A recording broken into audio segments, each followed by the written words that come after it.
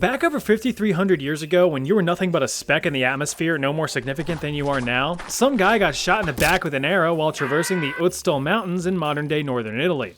Since he failed to activate his protective prayers, he couldn't recover and got pk'd pretty hard. In non-gamer speak, he died. But this wouldn't be the end of his journey. Thanks to the very cold conditions of snow and ice on the mountain, the guy's remains froze and his body was preserved for thousands of years. The man was discovered in 1991 and given the name Otzi, after the mountain range in which he died. That's like naming someone who fell off of a cliff Cliffy, or Clifford, like the big red dog.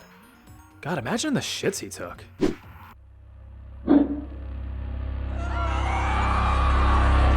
The mummified man is regarded as one of the most well-preserved bodies ever recovered, despite looking like old beef jerky.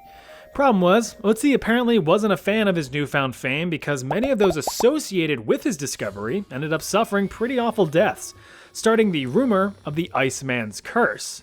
The first was Rainer Henn, the head of the forensics team who examined Otzi. He had picked up the frozen little fellow with his bare hands to place him in a bag for transport. As a prize for this good deed, Henn was awarded with getting absolutely wrecked in a car crash a year later in 1992 while on his way to give a lecture about Otzi.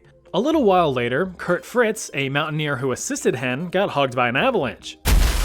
A few months after that, journalist Rainer Hutzel, who filmed the removal of the corpse, died from a big ol' brain tumor. We then jump ahead to 2004 when Helmut Zeeman, one of the tourists who originally found Otzi, was discovered dead and frozen in the same exact spot.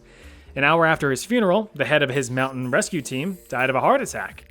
But not everyone was too keen on the idea of the Iceman's curse. For instance, archaeologist Konrad Spindler, who examined Otzi's remains, said that the whole curse idea was silly, saying, quote, "This is all a media hype. The next thing you'll be saying is that I will be next." He died shortly after. Multiple sclerosis. You know how it is.